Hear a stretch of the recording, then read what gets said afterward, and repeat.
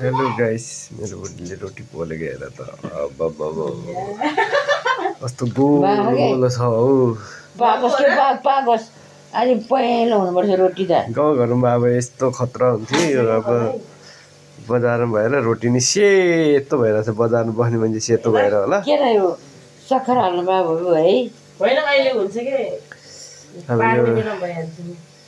धेरै बार्नु भयो यसरी घुमाएर हेर्नु भएन के ठिक छ रोटीकै छोरो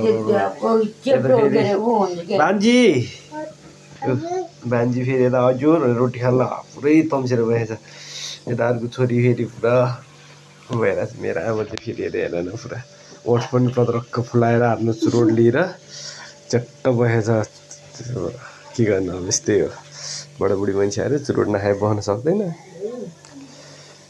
अनि मेरो बाउ चाहिँ बाहिर फेरि पुरा स्यान्त्राङ भएर सुतिरहेको छ गाइस देखाउनु पर्छ भने देखाइदिन्छु म देखाउँछु है मेरो ड्याडीले हालेर सुतिरहेको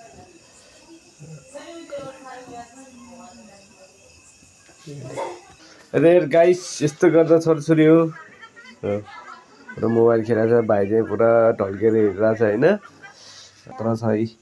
टक्क लाग्यो यहाँनिर हेर एउटा यो सानो काली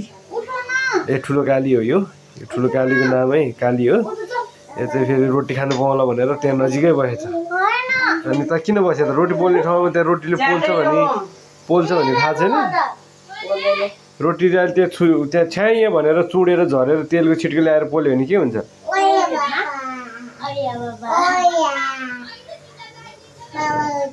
मेरो बुढीले एउटा रोटी पनि तयारी भएको छैन है हुनु चाहिँ म यत्रो भिडियो गरेर आइसक्यो रोटी निकाल्छ कि भनेर म होइन भिडियो बनाएर बसेको फाइनली गाइस मेरो बुढीले रोटी तयारी गरे टक्क हेर न रोटी पनि फेरि गोल गोल अन्डा पुलिसको डन्डा भनेर पढ्थ्यो टक्क लाएर पोल्यो मेरो बुढीले स्वाइँ गरेर चट गरेर हाल्यो होइन टक्क गुन्यो भयो गाइस